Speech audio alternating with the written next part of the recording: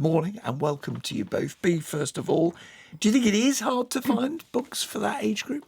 I completely sympathise. I think what we kind of have at the moment is a landscape where the young adult market has books for teens and for new adult readers kind of folded within it, which makes finding those books a little bit difficult. But at the same time, teens are such voracious readers right now that it's a really promising landscape to be publishing into and a really lovely space to be. Well, that's exciting. I mean, I know this book that I've just mentioned of yours, Girl Goddess Queen, got into the Sunday Times bestsellers. So there's a market out there to be supplied. There's absolutely a market out there for it. And I think, as you say, you want those big moments, you want the teens doing things and fighting the adults sometimes. And I think that's definitely what we're looking to publish. Yeah. Amanda, presumably publishing books that are suitable for an older teen and an 11-year-old in the same category. I mean, these are very different sorts of people.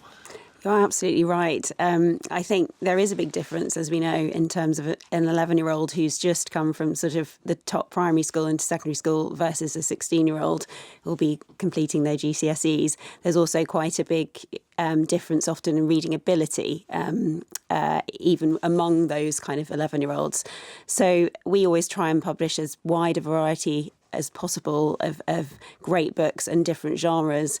And often, actually, some of the most successful books that we publish are quite stretchy in terms of age groups. So something like Percy Jackson by Rick Riordan, can be enjoyed by a 9-year-old who's a good reader and then will be enjoyed through to kind of 15, 16. Lottie Brooks as well as another example of a, really accessible series, but that can take that sort of 11-year-old through to teenage. And TikTok, which we're often hearing criticisms of on this programme from worried parents and grandparents and others, but it's actually playing quite an important role, isn't it, in drawing young people to books? Definitely at that older end. Yeah. I'm on TikTok. Yeah, I think, what BookTok, as it's known, did at that sort of older end is really help that discoverability and continues to do, and navigation of the YA and teenage market. So they're able to really, explain that reading experience in a way that makes it easier for older teens to People are coming to your books better. via TikTok, are they? Yeah, so I started off making Greek mythology skits to kind of share my love of Greek mythology in a fun and accessible way. And what I found on TikTok is a really wholesome community of book lovers that don't just enjoy reading, but enjoy talking about books and engaging with other people that like reading books and talking about books. And I think a lot of teens are getting their book recommendations from TikTok. And it's definitely, I think, driving sort of some of the confusion in the YA space, because sometimes they're getting recommendations that are for older readers. Now, I'm going to confess the labelling YA, I didn't know. Young adult, that's Young what we're adult, talking about. yes. Yeah. Sorry, we should have explained. Common in publishing, common in bookshops, no doubt. Not something, because mine are no longer young, they're merely adults. Do you agree with B when she was sounding optimistic in her first answer, talking about the growth of reading? Absolutely. It's a very exciting period. That there has been a big growth in young adult publishing, and also in older readers that enjoy the kind of reading down, as it were. So it's why so? It's fascinating because again we hear endlessly about short attention spans, about the appeal of short video, about phones and so on. So what is it do you think is drawing young people into reading more? There's often it's about a kind of escapism, reading for real enjoyment, and that's what young adult publishing can offer.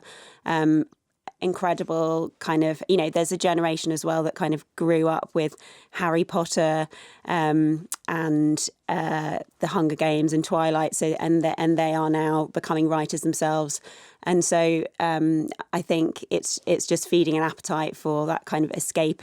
Sometimes, often in the sort of romantasy area, which has been one of the biggest growth areas, is feeding that appetite for escapism and some incredible heroines and epic adventures. But there are a lot of different genres. Thriller as well has been in real growth.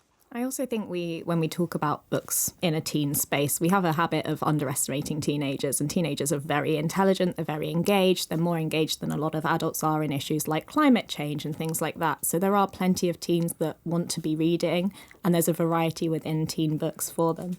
Just a minute to get some recommendations. You've already named a couple, Amanda. Anything else you want to give a plug to? I mean, in that kind of, your reader was asking sort of about sort of more gentle romance. Heartstopper's a great recommendation. Graphic novel by Alice Oseman.